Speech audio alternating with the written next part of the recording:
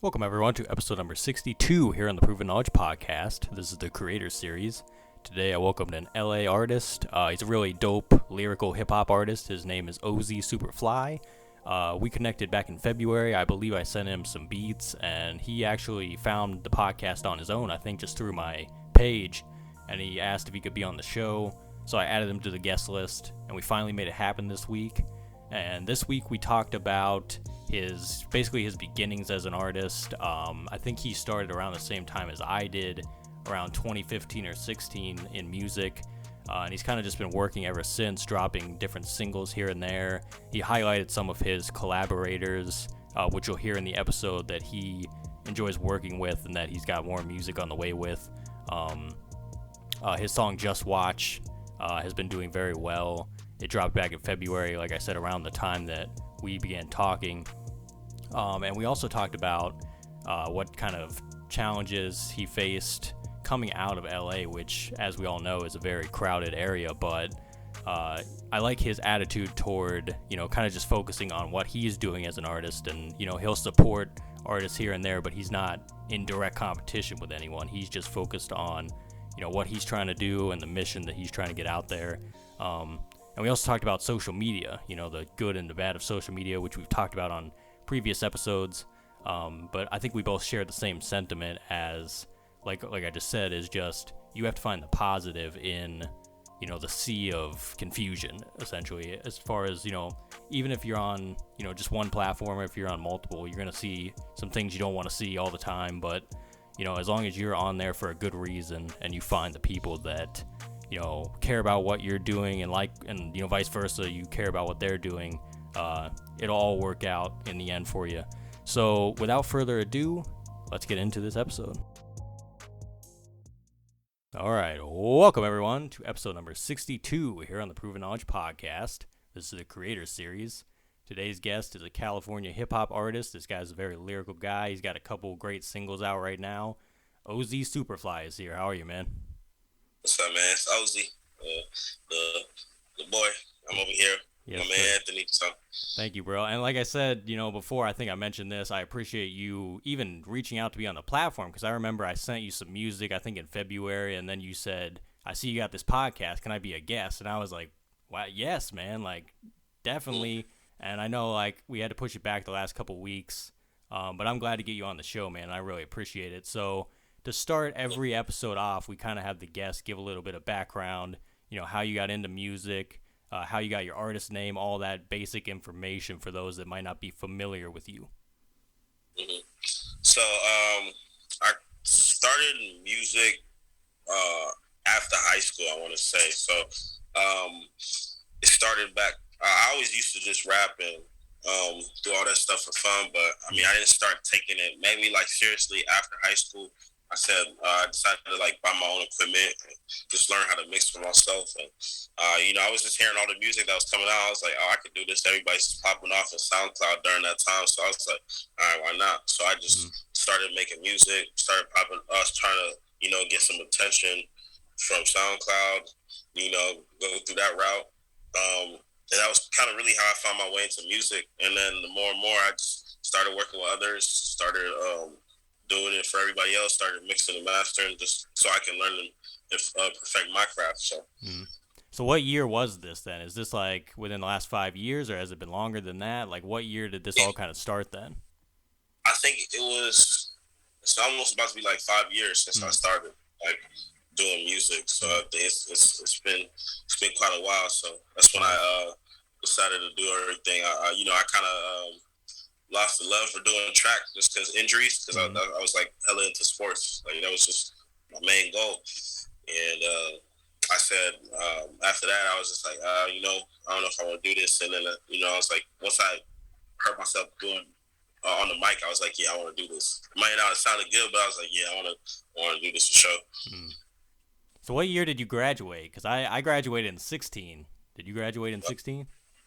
I graduated in 2015. Okay. Actually. Yeah. So you're about like a year ahead of me. Yeah. A year after high school, I decided to pick up everything. Yeah, that's pretty crazy. But it is interesting to hear like how people, because I've heard this from other guests. It's like they were trying to do one thing, like a sport or something, and something just kind of happened, but it steered them in the direction of doing music.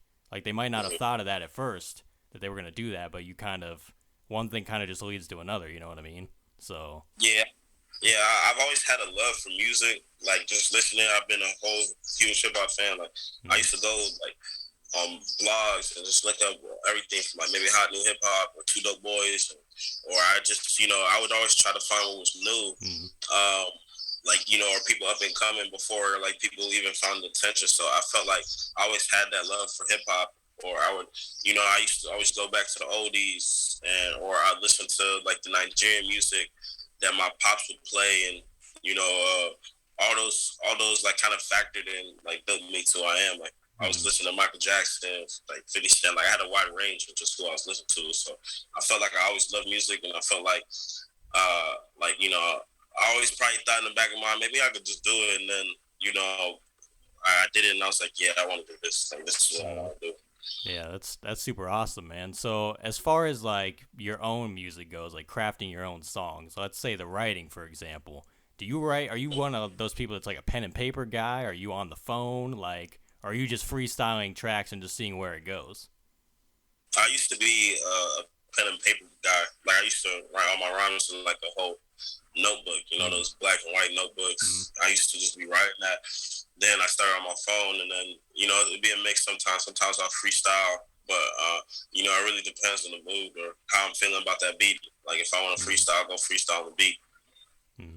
I know that there's some writers too that they say they prefer the old-fashioned way of writing it down because there's just something about the feel to the words, you know what I mean, as opposed to like typing it in a phone.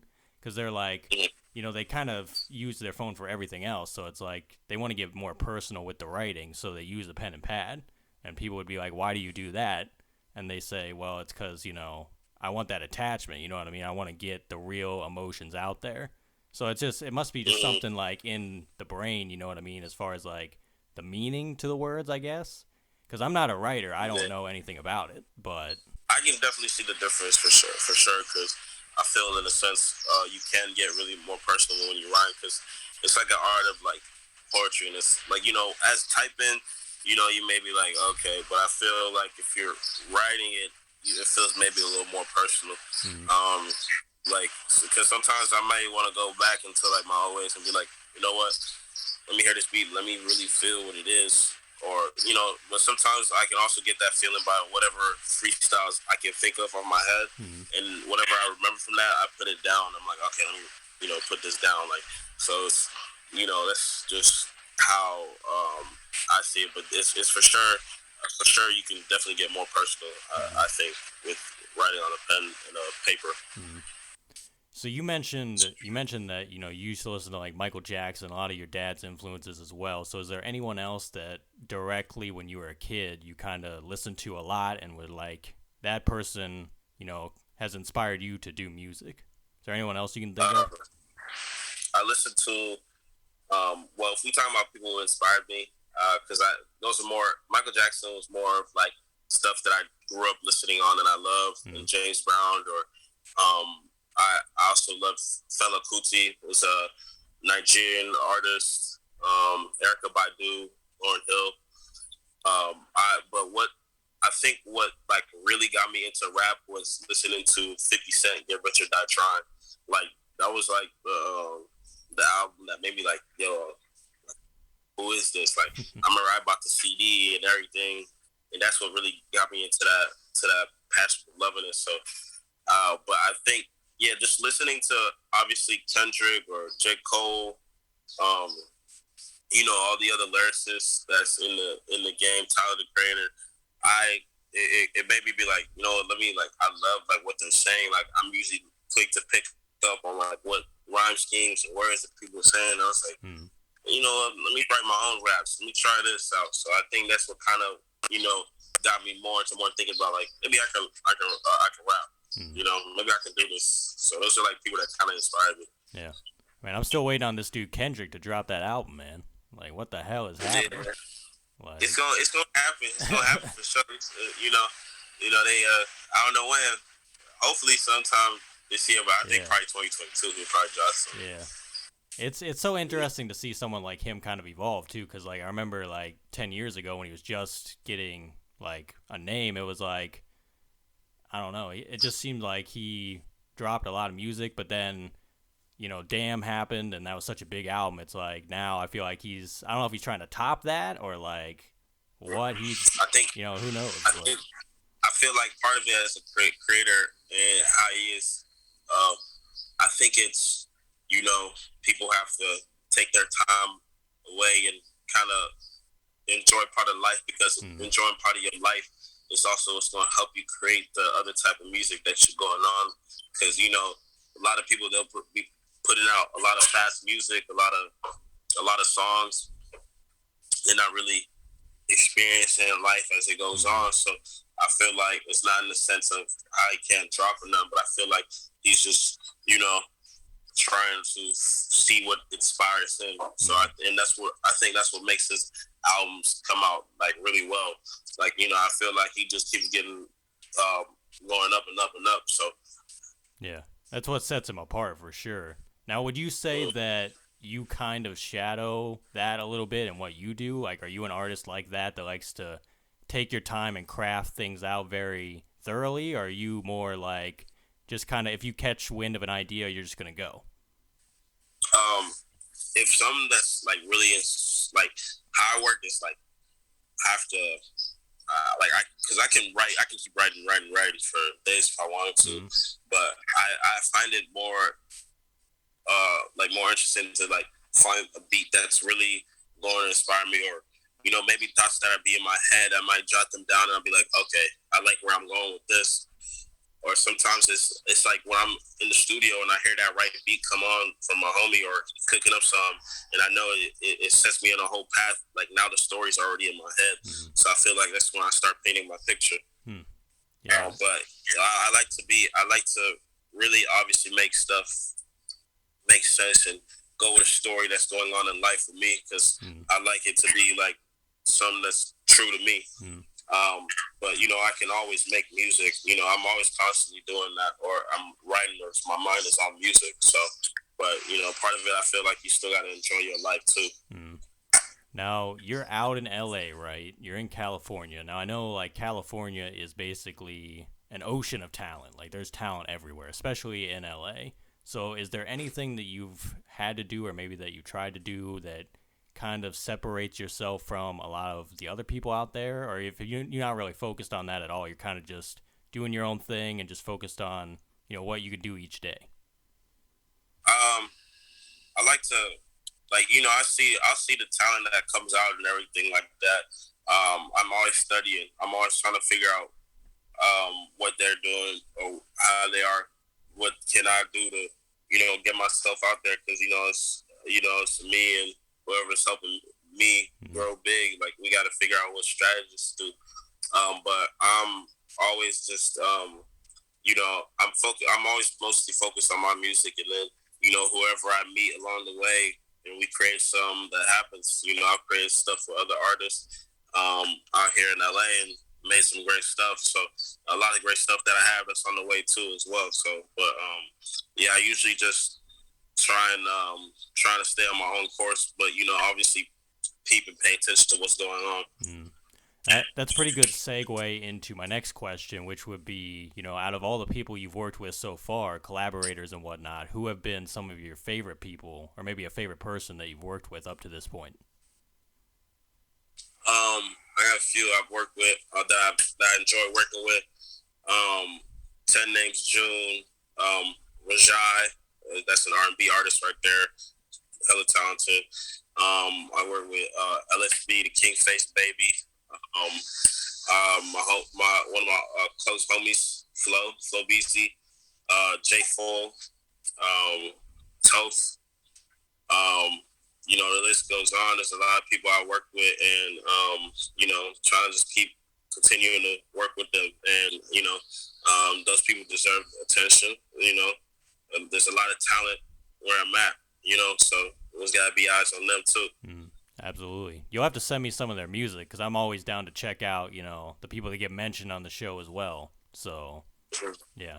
Oh yeah, oh yeah. I'll send a bunch of them. right over to you. So I think you enjoy it. So Yeah, I appreciate that for sure. So I know you're on Instagram. I think you're on Clubhouse as well. I think I saw you over there at one point or another. So how active are you on social media as far as it pertains to your music? Like, how are you utilizing it to kind of just let people know when you're releasing things and when you're working on stuff? Or do you not really take it that seriously? Like, how do you view the whole social media thing for music? I feel like with social media, you do need it to do music, but I feel like Instagram in a way is more done down. I think everything's going more into um, TikTok. Um, but there's still value in Instagram. You just have to know how to market yourself right, because a lot of the times people they don't know how to do it. People start to drop off. Everybody don't always want to see on your feed, oh, it's doing this Mm. in a way.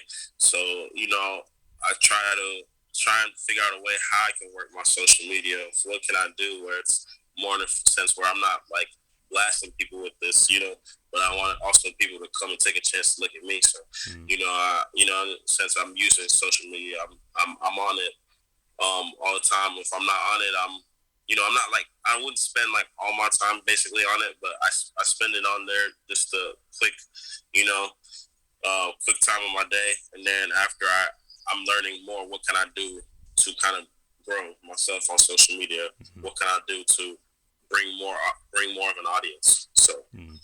I've always viewed it as like a necessary evil. You know what I mean? Like, there's a lot of good to it, and there's also not a lot of good to it. But it's like you do need it to an extent. Like you said, it's like you just got to figure out, where your audience is and how to talk to them the right way and whatnot as far as your music goes. But it's like I think it's just like you just have to stay up to date with things, just see where things are moving, but you don't have to live on there. You know what I mean? You don't have to be devoting your entire time to that, because it's like you said about music earlier, it's like you got to live life a little too. You know what I mean? And then come back, have that balance. I think the balance is like the biggest thing with all of it. But I'm always interested to hear, kind of how people view it, because I know a lot of artists, they view it as like they don't want to do it at all and they have no interest in it and they just hate it so much. And I think I was at that point myself like a few years ago too. It was just like I didn't see a need to do it, but what I did is I just focused on what I was trying to push, and also what I was viewing. I started just getting rid of all the things I didn't want to see as much as I could. Obviously, you can't do that for everyone. You can't like just like, especially Twitter. Like, that's a great example. Like, you'll see stuff on Twitter that you don't even care about, but it's because someone retweeted it or someone reposted it or whatever. It's like yeah, you're gonna see shit regardless that you probably don't care about. But it's like if you can try and dilute it as much as possible and just try and focus on the positive stuff and just pushing a positive message and what you're trying to relay to people, then it usually works out. So yeah. Yeah, it does. Because it's like you said, that was good. It's good and evil. A lot of people, some people like to tend to go on and be more toxic. mm, Or look at other things instead of trying to do the benefits. Or sometimes it can put a drain or a toll on a person. Affects a lot of people. mm, People either getting depressed at the app, or they're doing something good with it. So mm, you know, it's you pick and you choose what you want to see and what you know. mm. Yeah, exactly. So I'm curious to know if you've ever gotten a piece of advice as far as the business is concerned, like the music business, from anyone that you've kind of taken to heart and kind of ran with, or maybe an experience that you've had so far that was kind of a rude awakening that now you're not going to make that same mistake again. Is there anything that has been a challenge for you up to this point? Oh, I've definitely been through some challenges. Trusting the wrong people to help me, and make promises. And Mm, I think it's sometimes it's a part of learning it. mm, But if I can be the person to help people not make those same mistakes I went through, then I would love to. And my dad always says all the time. It's funny that I'm like thinking about it now. It's like trust but verify. So I think that's what's always been a key. And what I think too now is like trust but verify. Like, you can trust, but you gotta be able to verify. You gotta see all the facts. You gotta see. what they can. So as I've obviously made mistakes, it's obviously mistakes I'm not gonna make again. Mm. You know, and I people that tell me, you gotta use your resources, use what you can, market it yourself, be able to, you don't have to go to no middleman. You be the person to do it yourself. So, and that's what I've been doing, and that's what I've been doing to try to help other people too as Mm. well. Yeah.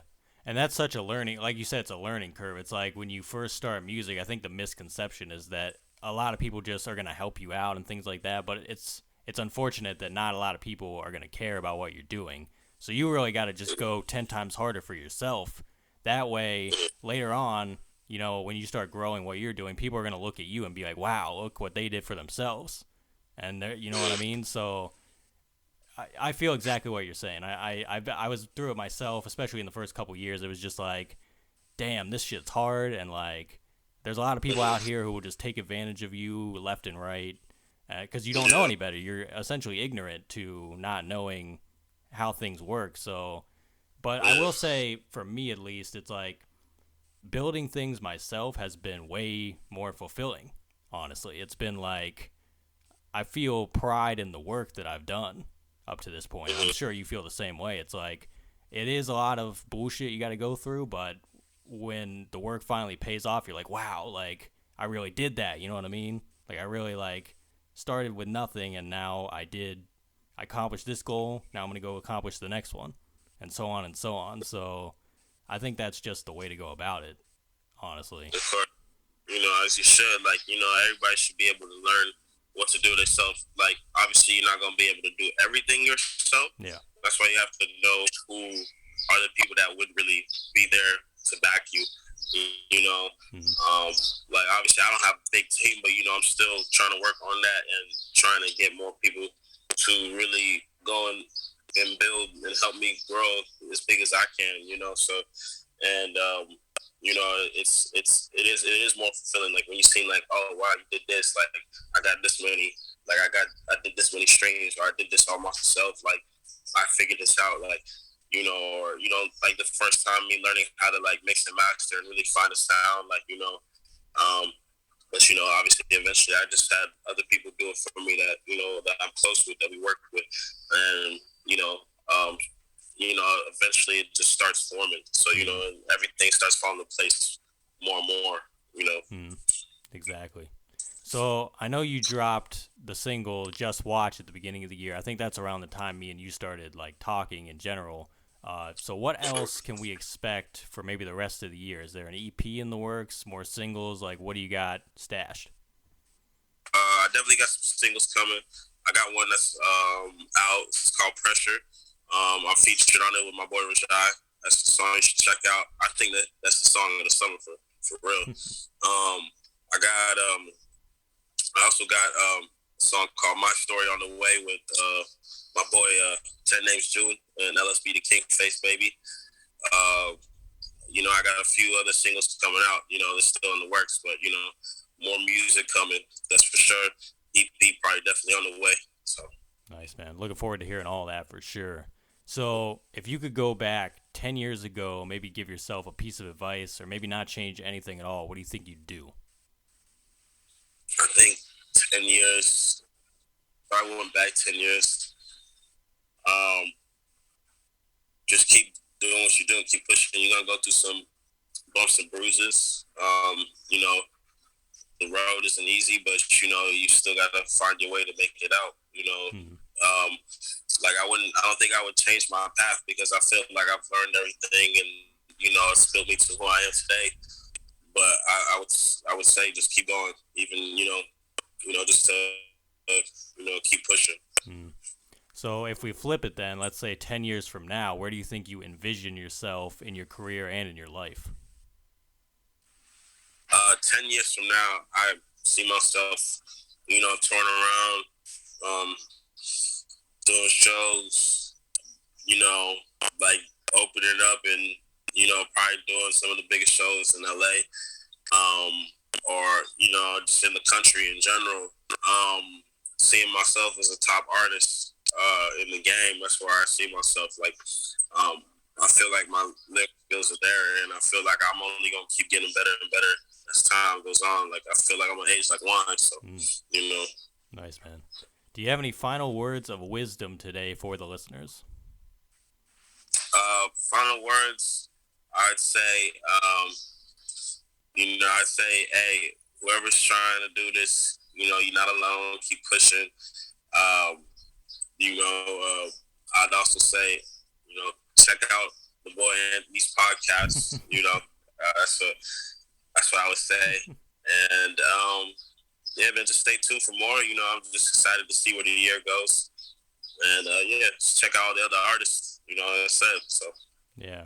Well, man, Ozi, man, I appreciate you, bro. Again, thank you for your time. That's all I have for you today. I'm looking forward to hearing all the new music, everything you got coming up. And, you're a super talented dude, man. So I'm sure everything you want is going to happen for you in time. Just keep working.